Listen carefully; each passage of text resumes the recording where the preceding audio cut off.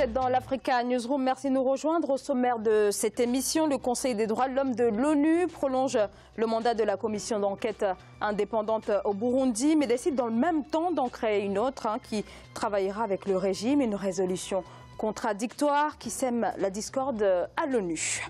Et au Kenya, les positions se durcissent autour de la nouvelle élection présidentielle fixée au 26 octobre. Dernier point de crispation en date, le Jubilee, le parti au pouvoir, qui a déposé un texte d'amendement de la loi électorale. Dans la deuxième partie de cette émission, le Forum Afrique Expansion, ouvert ce lundi à Montréal. Le Maroc est à l'honneur pour cette 8e édition, axée sur les opportunités d'affaires sur le continent africain. À suivre également dans cette édition, et ça sera notre Zoom Culture et Société, direction le Tchad, où l'on compte plusieurs milliers de personnes atteintes d'insuffisance rénale. La maladie prend de l'ampleur. Pour y faire face, le pays s'est récemment doté d'un centre de dialyse plus performant. Une actualité chargée pour la décortiquer sur ce plateau. Jean-Marie Kassamba, vous êtes le président de l'Union nationale de la presse du Congo. Bienvenue. Merci. Et sur ce plateau également, notre éditorialiste Djemal Taleb. Bienvenue Djemal. Merci et bonsoir à ceux qui nous regardent. Commençons donc par l'actualité politique.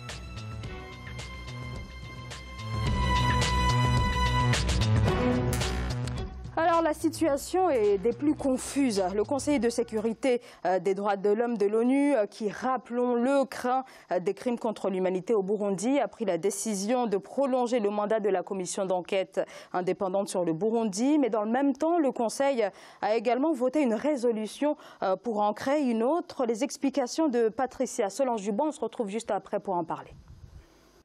La commission indépendante d'enquête de l'ONU sur le Burundi a été prolongée d'1 an malgré les réticences du gouvernement. Cependant, un autre texte a été présenté par le groupe Afrique, soutenu par les autorités burundaises, qui a également été validé par le Conseil des droits de l'homme de l'ONU. Le pays se retrouve ainsi avec 2 mécanismes contradictoires. L'Union européenne avait proposé une résolution pour demander notamment à ce que la CPI puisse lancer des enquêtes contre certains criminels burundais. Ce projet de résolution a été mis en concurrence par une autre résolution de l'Union africaine, du groupe africain qui est membre des pays membres du Conseil des droits de l'homme. C'est une commission d'experts et qui rendront compte aux auteurs des crimes. Le rapport définitif rendu lundi 18 septembre devant le Conseil des droits de l'homme fait état de graves violations des droits humains depuis le début de la crise politique en 2015. L'ouverture d'une procédure par la Cour pénale internationale avait été demandée par la Commission lundi 4 septembre pour crimes contre l'humanité. Le président de la commission d'enquête, Fadza Ougergouz, met en cause une responsabilité allant jusqu'au sommet de l'État. L'État burundais n'est pas le seul acteur dans la crise burundaise, donc il faudrait que les témoignages puissent provenir de tous les acteurs. Si le gouvernement, en tant que membre des Nations Unies, a refusé tout d'abord la composition et la mise de cette commission, c'est-à-dire qu'il manquait quand même, qu'il y avait un manque de garantie d'indépendance. Je pense qu'il y a une pression quelque part pour que effectivement cette commission d'enquête soit aussi une façon de manipuler l'opinion et aussi manipuler la CPI. Le résultat de l'enquête sera communiqué aux autorités judiciaires du Burundi qui devront se charger de juger l'affaire. De son côté, la Cour pénale internationale dispose jusqu'au 27 octobre pour décider de se saisir elle-même de l'affaire.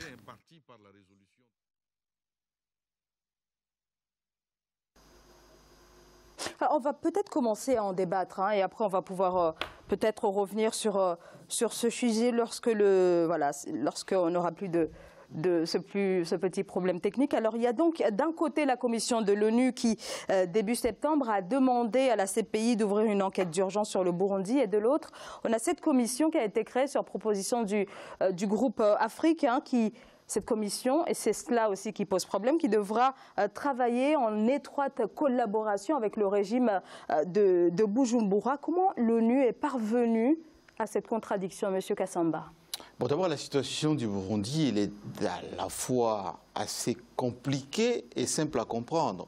Compliquée parce que, d'un côté, on condamne le régime de Nkurunziza de tous les maux d'Israël, et de l'autre côté, on reconnaît la souveraineté du Burundi à fonctionner comme pays membre des Nations Unies. Autant il faut condamner les violations des droits de l'homme, les tueries, la situation qui est on ne peut plus difficile pour les populations. En même temps, il faut quand même se poser des questions sur les origines de ce qui se passe au Burundi aujourd'hui. Est-ce que, en réalité, ce qui est aujourd'hui dans le viseur de ceux qui dénoncent les violations des droits de l'homme, ce n'est pas la chute de Nkurunziza. Et on a vu les tentatives, notamment des coups d'État, on a vu l'implication de pays de la sous-région, le Rwanda en particulier. Et en même temps, on voit beaucoup d'injustices dans beaucoup de pays en ce qui concerne les violations des droits de l'homme. Je vous donne un cas simple. En ce moment, on le vit d'ailleurs d'actualité en Espagne. Eh ben, on a bastonné les Catalans, on n'a pas entendu ni les ONG, ni l'organisation même des Nations Unies version droits de l'homme, moins encore la presse dite, on va dire, indépendante, internationale, condamner ce qui se passe en Espagne. Donc, moi je pense que c'est un peu une fuite en avant par rapport à cette commission des droits de l'homme. On sait ce qui se passe à Genève. Généralement, c'est à la fois, on souffle les chauds et le froid. Les chauds, c'est qu'on condamne, mais en même temps, on dit non, on reconnaît le Burundi, c'est un pays membre des Nations Unies, parce que le Burundi avait déjà refusé tous les envoyés spéciaux qui étaient... on va en parler, hein, mais Djemal, sur cette question.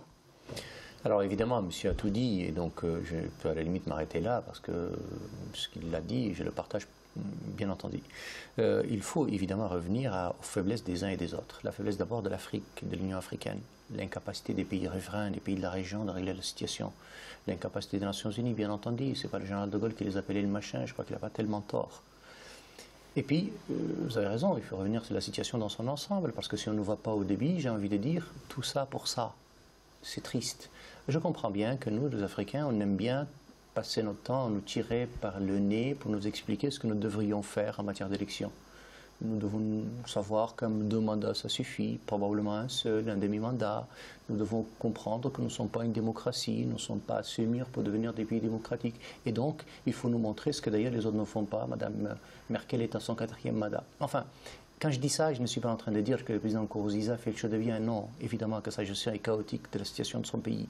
Il fait très peu de cas du respect, de l'honneur qu'il a pour son propre pays, de la vie de ses concitoyens. Il les tue, il les massacre. Et donc, je ne suis pas du tout à le défendre, et loin de là.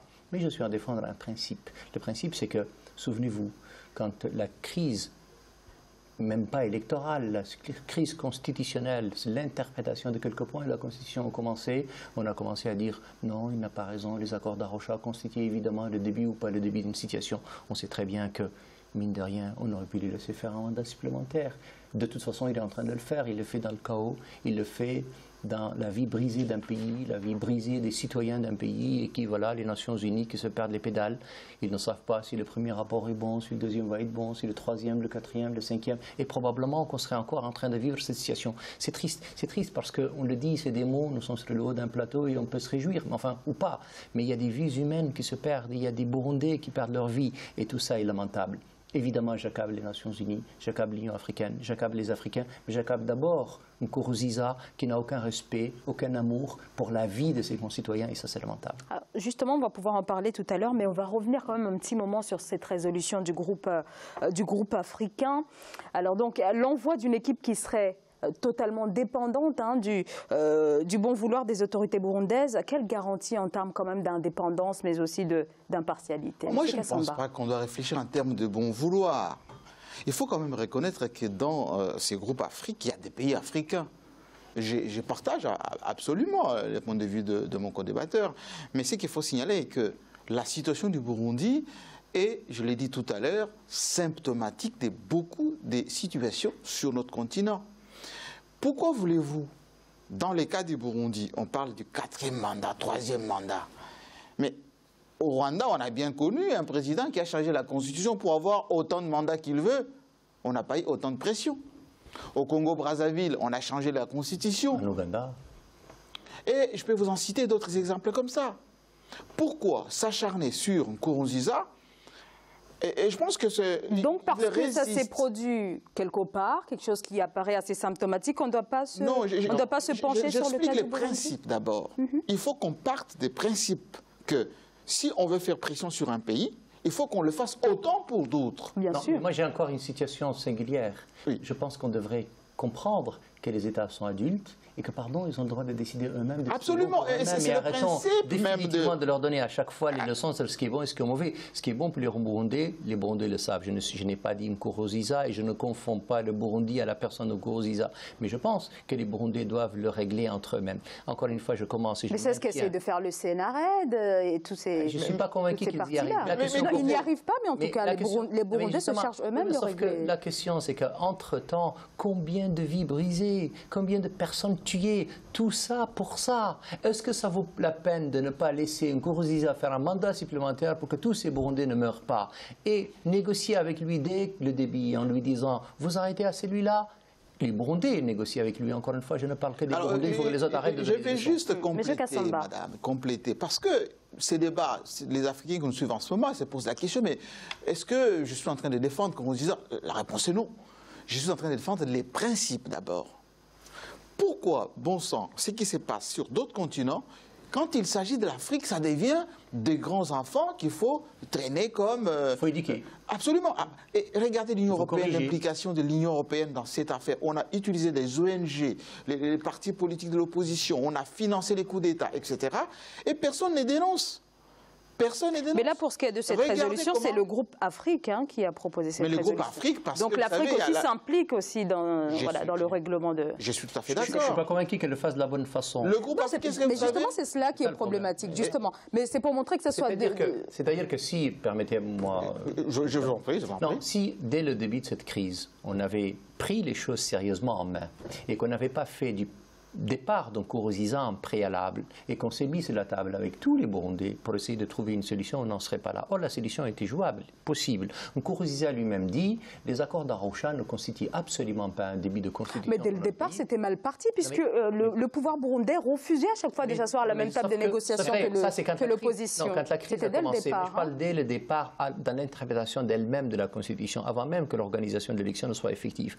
On aurait pu s'asseoir avec lui, demander à tous les Burundais de leur dire définitivement, épargnez la vie de vos concitoyens, trouvez une solution, donnez-lui probablement un mandat supplémentaire. Acceptons l'interprétation de la Constitution telle qu'elle a été posée par lui, qui ne sont toutes d'ailleurs pas totalement débiles. C'est-à-dire qu'il est possible de dire les accords d'Arusha ne sont pas une Constitution et donc nous allons commencer les mandats à partir du moment. Ça, on peut, l'interprétation n'est pas absurde. Et donc, voilà, on aurait pu le faire. Et si on le faisait, très probablement Nkurunziza aurait accepté. Peut-être qu'il aurait négocié un départ au bout de quelques années, peut-être pas d'ailleurs, mais en tout cas, ça aurait possible. Et à ce moment-là, les États, les partenaires, les amis de ce pays, et à commencer par un pays du seul qui fonctionne très bien, donc le Rwanda, on aurait été capable de trouver, de mettre les points sur la table et sans doute d'arriver à une situation, en tout cas une solution négociée. C'est ce dont ce pays avait besoin. Et pardon, il faudrait que définitivement ce que je dis là est valable pour mon pays, valable pour le vôtre, valable pour tous les autres. Il faut que nous comprenions que la vie de nos concitoyens est précieuse et que tout ce qui peut épargner la vie de nos concitoyens n'a pas de prix, y compris un mandat supplémentaire. La problématique du Burundi, madame, il faut qu'on se le dise, c'est une question de contrôle du pouvoir par les groupes ethniques. C'est les Tutsis et les Hutus. Les Hutus majoritaires, CNDD au pouvoir aujourd'hui, se voient sous pression du Rwanda. Il faut qu'on se le dise assez clairement. Un changement de régime d'une manière aussi brutale et d'une manière aussi ostentatoire, avec les soutiens de beaucoup d'ONG, même de l'Union européenne, même de certaines puissances occidentales. Et c'est pour cela que Nkurunziza résiste avec ses frères. C'est pour cela que beaucoup de pays africains essayent de l'aider dans ce sens. Il les tue quand même pas mal. Parce que les autres aussi sont ses frères. Il les tue pas à titre personnel. Ouais. Il faut qu'on se le dise, parce que les violences arrivent lorsqu'il y a des opérations militaires, des opérations de police. Est-ce que vous savez combien d'officiers ont été assassinés, combien de responsables politiques également, par des gens qui ont voulu faire des coups d'État à plusieurs reprises? Ce qui est évident est que, au sein même du groupe Afrique, comme à l'époque de la création de l'Union africaine, à l'époque de l'OIA d'ailleurs, il y avait les groupes de Casablanca et puis il y avait d'autres qui étaient manipulés à longueur de journée. Si les Africains continuent à être financés par ceux qui dirigent, ceux qui commandent, c'est ceux-là qui divisent même les groupes au niveau des prises de décision.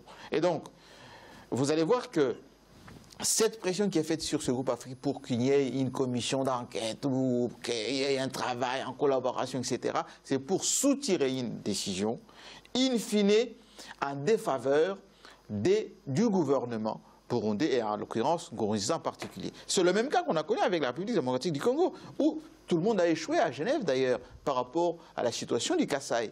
On a voulu imposer à un pays qui est en train de lutter contre le terrorisme, qui est en train de vouloir sauver des vies, une commission pour venir imposer un diktat, ce qui n'est pas tout à fait évident pour un pays souverain et démocratique. Alors peut-être une dernière question. De nombreuses enquêtes ont donc été menées depuis 2015 sur le Burundi. Donc quelques chiffres. Hein. Le Burundi, en un peu plus de 3 ans, c'est 500 à 2000 victimes, hein, selon l'ONU. Toujours selon l'ONU, 425 000 Burundais en exil. Pourquoi aucune sanction n'est toujours pas tombée depuis cette date? Mais parce qu'encore une fois, nous avons pris le chemin dès le départ, très mauvais, de façon très mal, et a été mal entrepris, encore une fois. Il faut définitivement arrêter de brandir cette espèce d'épée Damoclès déposée sur la tête des chefs d'État africains. Ça n'a pas de sens, c'est la plus mauvaise manière de le faire. Deuxièmement, si on est habile et on veut bien qu'un Nkurunziza s'en sorte, mais il ne faut absolument pas lui dire vous n'avez plus aucune issue, sinon la Cour pénale internationale. Non, donnez-lui des portes de sortie. Et les portes mais quelles portes de sortie alors qu'il refuse de négocier? Aujourd'hui, incontestablement, mais dès le départ, c'est très facile aujourd'hui de dire... Mais on ne peut pas revenir en arrière, Djemal. Donc maintenant, comment faire? Nous ne pouvons pas revenir en arrière, nous pouvons lui donner une possibilité nouvelle de négocier, c'est-à-dire qu'on accepte que les pays voisins avec lesquels il y a des difficultés ne participent pas à la négociation, qu'on demande à l'Union africaine de jouer un rôle nouveau et qu'on lui donne une porte de sortie qui consiste à lui dire terminez le mandat convenablement, faites jouer des élections nouvelles et ça devient à ce moment-là possible. Mais malheureusement, il y a, vous avez dit, entre 5 000 et 2 000 morts. Moi, je suis malheureusement plus pour 2 000 que 500. 500 et 2 000 morts. Voilà. C'est vraiment 500 ou voilà, et donc, 2 000. les cicatrices sont aujourd'hui très grandes et très importantes. Si on avait joué dès le départ, on aurait pu le faire. On ne l'a pas fait, c'est pas trop tard. Mais pour que ce soit possible, acceptons que ce monsieur va encore rester au pouvoir jusqu'à finir son mandat, probablement une négociation pour une sortie honorable pour tout le monde, pour que l'avenir de ce pays se joue de façon sereine. Alors, cette fois, une toute dernière question. Hein. Les enquêteurs se sont toujours vus refuser l'entrée sur le territoire burundais. Est-ce que la formation de cette nouvelle commission qui va donc travailler en collaboration avec le pouvoir burundais, est-ce que ce n'est pas une manière, hein, pour une fois, hein, de pouvoir travailler, enquêter moi, à partir de l'intérieur? Excusez-moi du peu, combien de commissions d'enquête on a envoyées en Libye? Vous savez le nombre de morts en Libye? Énorme. Combien de commissions d'enquête on a envoyées en Somalie? Pas suffisamment. Pourquoi au Burundi, où il y a un État viable, il y a la police, l'armée, la justice, etc., on veut seulement imposer une commission d'enquête des gens qui viennent pour seulement enquêter à charge? C'est ça que les Africains doivent comprendre. Ces gens qui viennent, ils ne viennent pas pour demander des informations objectives. Ils vont seulement recenser des témoignages des gens qui vont charger leur gouvernement, charger mais leurs ça, en soi, gens. c'est pas choquant. Oui, mais d'accord. Est-ce Est-ce qu'on peut envoyer une commission d'enquête en ce moment en Espagne? En ce moment. Mais d'accord. La situation n'est vraiment mais ce pas... sont les mêmes droits. La situation tout de même, M. Kassamba, en Espagne, sur ce qu'il se passe depuis 2015 au Burundi, ça n'a absolument rien à voir. Mais s'il faut le faire à la limite... savoir, ce sont les mêmes êtres humains? Ce sont les mêmes, mais la situation n'est pas la même. Ils ne vivent absolument pas la même situation. S'il faut le faire, et s'il faut le faire en Espagne, on parle entre 500 et 2000 morts, 2000 victimes, hein, au Burundi. En Espagne, qu'en est-il, M. Kassamba? Je vous ai posé la question, en Libye, il y a eu combien de morts en l'espace de quelques semaines? Non, mais à la limite, depuis la mort des Kadhafi jusqu'à aujourd'hui, combien de morts? Mais M. Kassamba, on ne peut pas moi, faire je dénonce comparer le Burundi et l'Espagne. C'est une toute autre réalité, ça n'a absolument rien à voir. Mais les violations sont les mêmes. Non, mais même... On bastonne les gens qui revendiquent. Non, là, on ne les bastonne pas, on les tue au Burundi. On ne les bastonne pas, on les tue. Oui, d'accord, mais alors, prenons le cas de la Libye dans ce cas. Non, mais voilà, donc je veux dire, mais encore, ne prenons l'exemple de rien du tout. Demandons à l'Union européenne, l'Union africaine et les Nations unies d'arrêter de faire des rapports qui sont totalement inutiles dans cette situation-là. Des rapports orientés. Qui ne servent surtout qu'à envenimer une situation. Et donc, venons dans un esprit, dans une logique d'apaisement. Plus tard, on fera les comptes, on situera les responsabilités, on punira probablement, ou sans doute, j'espère, les coupables. Mais... pour le moment, l'urgence, c'est d'arrêter l'hémorragie, d'arrêter les crimes et les massacres et d'amener tout le monde à la table des négociations. Si on regarde de très près, cher ami, si on regarde de très près ce qui se passe au Burundi, c'est une situation, excusez-moi du peu, orchestrée par ceux qui veulent bien en découdre avec Nkurunziza.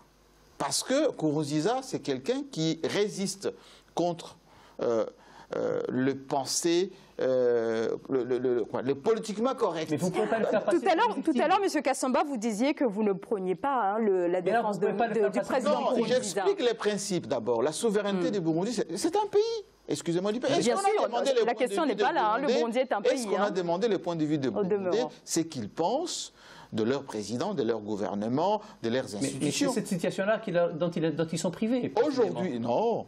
Mais quand même, est-ce qu'on tient compte aussi d'autres obédiences, d'autres partis politiques du Burundi, qui sont soit au gouvernement, soit qui sont dans les institutions? Est-ce qu'on tient compte de ces gens-là, de leurs expressions également? Ah, bien sûr. Je ne pense pas. Bien sûr. Parce que tous les accords, ou si vous voulez bien, les dialogues proposés, on prenait toujours les partis d'opposition qui sont notamment à l'extérieur et qui doivent jouer un rôle prépondérant dans les pourparlers, que ce soit en Tanzanie, que ce soit au Kenya, que ça a été le cas.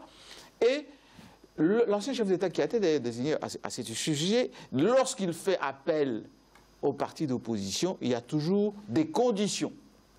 On viendra seulement parce que, ou plutôt à condition, que le monsieur parte. Mais est-ce qu'on peut négocier dans ce genre de situations? Il y a quand même un président qui est en fonction et élu.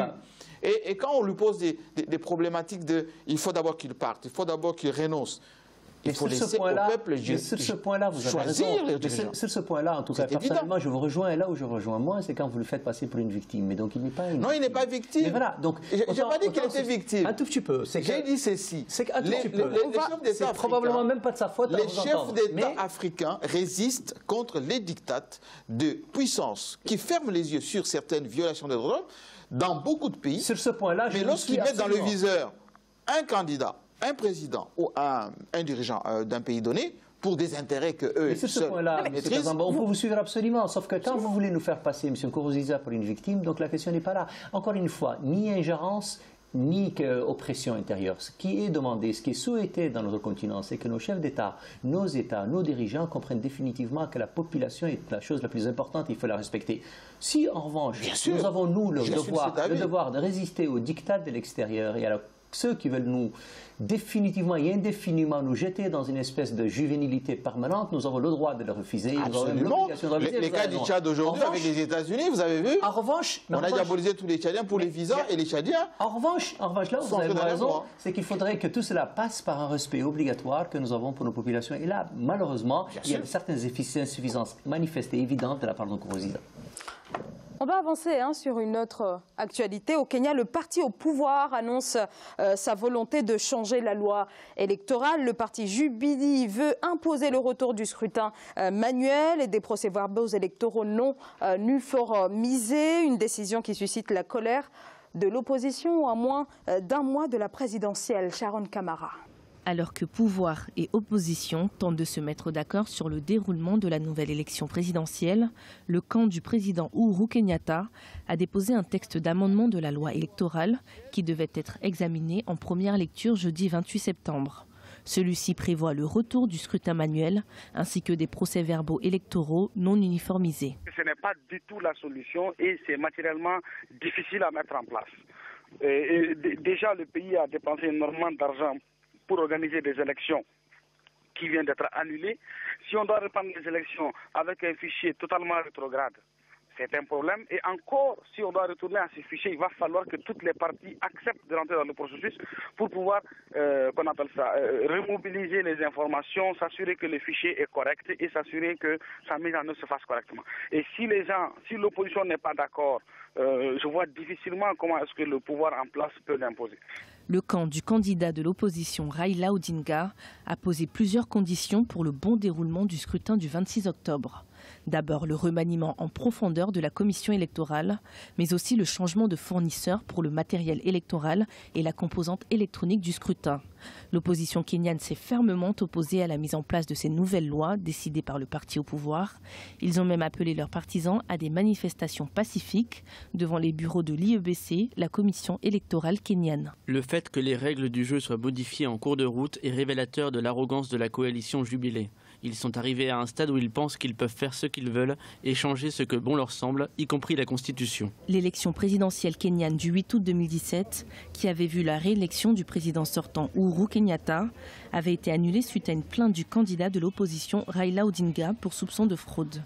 D'abord prévue pour le 17 octobre, la nouvelle élection a été reportée au 26 octobre. La tenue de ce prochain scrutin semble de plus en plus incertaine, alors que la commission électorale est dans l'obligation d'organiser des élections avant le 31 octobre selon la loi constitutionnelle. Jamal, avec cette volonté du président d'amender la loi électorale, est-ce que le président Uhuru Kenyatta n'est pas en train de montrer ses doutes quant à l'issue de la prochaine élection présidentielle, de la nouvelle élection présidentielle? Oui, il a sans doute des doutes. Qui peut ne pas avoir des doutes face à une élection présidentielle incertaine? Mais malheureusement, mon jugement ou mon propos va être différent. Tous, sans doute vous, autour de ce plateau, mais aussi ailleurs, on s'est réjouis quand on a vu la décision d'annulation de l'élection par la Cour constitutionnelle. Mais là, on se fait plaisir. On se fait plaisir en se disant, le droit avance, les cours constitutionnels sont capables de censurer une élection présidentielle, donc de ces niveaux, dans un pays qui a connu tant d'instabilité. Enfin, si j'étais magistrat dans cette Cour constitutionnelle, ma première question est de dire, je suis en train de mettre ce pays dans une impasse qui n'a pas de nom. C'est-à-dire qu'il vient de se vivre une élection présidentielle compliquée. Il en a vécu une en 2007 dont on connaît le résultat. Il vient de sortir d'un imbroglio absolument inimaginable lié à la CPI. Et voilà que je vais le plonger à nouveau dans une élection, comme vous le dites, incertaine. Mais incertaine pour tout le monde. Elle est évidemment incertaine pour Uhuru Kenyatta. Elle est aussi incertaine pour Raila Odinga. Elle est incertaine pour la vie des Kenyans. Elle est incertaine pour tout le continent africain et les pays voisins. Et donc voilà, la responsabilité très forte. Je ne peux pas accabler les magistrats qui ont sans doute fait leur travail. Sauf qu'ils ont fait leur travail et pardon. Quand on est une cour constitutionnelle de ce niveau-là, on est obligé, en plus de la décision juridique qu'on prenne une décision dans l'exemple. D'ailleurs, le Conseil d'État en France appelle ça le bilan co-avantage. Si on avait fait un bilan co-avantage pour une décision pareille, on aurait probablement décidé différemment. Pourquoi? Parce que les vies humaines pendant l'élection qui vient de se dérouler, les vies humaines passées et les vies humaines qu'on va sans doute avoir demain. Et voilà qu'on commence à épiloguer sur la taille du bulletin, la taille de l'urne, la taille probablement de la personne qui va tenir l'urne. Et donc on n'est pas sorti. Ce pays va encore vivre une période d'instabilité dramatique. La responsabilité de ces magistrats, qu'il faut s'allier, parce qu'évidemment, encore une fois, pour le continent africain, on s'allie, mais en même temps les accabler. C'est toujours très compliqué pour moi. Il y a un côté où je salue une décision de droit courageuse, et de l'autre côté, je me dis, si on n'était pas sur le plateau, j'aurais tenu un mot vulgaire, mais je dirais, qu'est-ce qu'on va faire encore? Qu'est-ce qu'on va vivre encore? Et combien de vies nous allons perdre? Ce pays ne mérite pas ça. Il a connu une dictature très longue de président Moi. Il a connu une situation instable pendant très longtemps et voilà qu'il va être plongé encore dans une situation. Le continent africain ne mérite pas ça. Ce pays vient de connaître une croissance économique insolente. Il a des perspectives d'avenir qui sont plutôt correctes. Il va être handicapé pendant une année. Une année dans la vie économique et la vie tout court des Kenyans est très longue. Si vous ajoutez à tout ça, allez, on se dit la vérité, des conflits ethniques. La réalité, le fond là, elle est sous-jacente et personne ne veut le dire. Ben, bravo. Jean-Marie Kassamba. Écoutez, moi je suis un peu aux antipodes de mon débatteur parce que la situation du Kenya, qui est un pays voisin du mien d'ailleurs, dénote de la manipulation de nos institutions par des puissances occidentales. De quoi il s'agit au Kenya? Tout simplement de ces pays qui étaient stables, qu'on pouvait visiter, de ces pays qui jouaient un rôle moteur dans cette sous-région de l'Afrique de l'Est, d'exemple d'ailleurs en termes de développement. On veut faire payer au président Kenyatta son courage, notamment avec ses faux procès à la CPI d'ailleurs, où il a été sorti. Ils veulent le ramener à la CPI d'une manière automatique. C'est qui il, M. Kassamba? Les gens qui ne veulent pas d'un certain leadership dans beaucoup de pays africains, dont les Kenyans notamment. Pourquoi? On a fait prendre, et là j'assume, à ces juges une décision incomplète. C'est bien d'annuler une élection présidentielle, mais il faut aussi faire ce qu'on appelle les services après-vente. Il faut aussi verrouiller les contours. Pourquoi on n'a pas dit, est-ce que ça sera les deux candidats ou ça sera les autres candidats aussi? Ça a été précisé dès le départ. Est-ce qu'on a dit aussi, on va reprendre le même fichier électoral? Est-ce qu'on va reprendre le même bulletin? On n'a même pas donné des précisions. Non, tout ça, ça a été posé. Non, tout cela avait été posé. C'est ça que le président sortant est en train de remettre en question, à quelques jours de la présidentielle. Il faut verrouiller l'accompagnement. Rappelez-vous que Olinga lui-même, nos opposants, que nous avons connus, il y a Ouad, il y a eu Alpha Condé, il y a eu Tshisekedi chez moi, il y a d'autres dans d'autres pays, les éternels opposants qui n'acceptent jamais des défaites, n'est-ce pas? Eh bien, aujourd'hui... Visiblement, la Cour suprême lui a donné raison, donc On ne va pas non plus remettre à chaque fois en question chaque décision. Je vous signale par ailleurs que le vote électronique dont on a dit qu'il y avait de la triche de la part de M. Olinga, il y avait bien des observateurs, dont John Kerry. Je sais qu'il était quand même grand observateur, candidat à l'élection présidentielle dans son pays, et qu'il y avait l'Union européenne. Il faut aussi préciser que l'entreprise qui a fabriqué cette machine à vote électronique, c'est une entreprise quand même occidentale. C'est pas parce que c'est une entreprise occidentale que c'est exempté de... ma pensée. Allez-y, M. Kassamba. Les Africains qui ont monté une machine à tricherie, on a vu aux États-Unis qu'il y a eu ces Gore contre Bush, cette affaire de tricherie encore, mais là-bas, on n'a pas annulé l'élection. On a quand même laissé. Elle a quand même été remise un peu en question. D'accord. Aujourd'hui, je vous le dis et je confirme que ce n'est pas de la démocratie qu'on est en train de vivre aujourd'hui au Kenya. On veut tout simplement déstabiliser ces pays parce que vous savez que la crise qui veut déstabiliser en Somalie, le Kenya, le Kenya a hébergé beaucoup de Somaliens et à un moment donné, c'est le Kenya qui jouait le rôle tampon avec les terrorismes, avec les Shebabs, etc. Et qu'on veut mettre là-bas un président complètement à la merci et sous contrôle. Mais c'est qui ont, monsieur Kassamba? Les grandes puissances qui contrôlent la guerre contre le terrorisme. On ne peut pas non plus à chaque fois pointer du doigt l'Occident. Allez-y, Djemal. L'Afrique aujourd'hui est un terrain de jeu. On est en train de redessiner la géopolitique africaine et on veut placer à chaque coin du continent africain, on va redimensionner, si vous voulez bien, le leadership africain. À l'époque, c'était Museveni, Kagame pour l'Afrique des Grands Lacs. Ensuite, aujourd'hui, avec Ouattara et Obasanjo, mais il est parti depuis longtemps maintenant avec le tout nouveau qui est malade d'ailleurs. On ne sait pas qu'est-ce qu'on va mettre au Nigeria. Zuma a des problèmes sérieux parce qu'il a été piqué aux BRICS, n'est-ce pas, avec les Russes, etc. Donc, c'est cette redéfinition de notre continent. Mais ce sont les Africains eux-mêmes, qui sont en train de redéfinir. Ils n'ont pas les mains libres. Ils n'ont pas les mains libres. Ils n'ont pas l'argent. Non seulement ils n'ont pas l'argent, ils n'ont pas les armes. Regardez ce qui se passe. G5 Sahel. On lance l'idée, pas d'argent. La lutte contre Boko Haram, pas d'argent.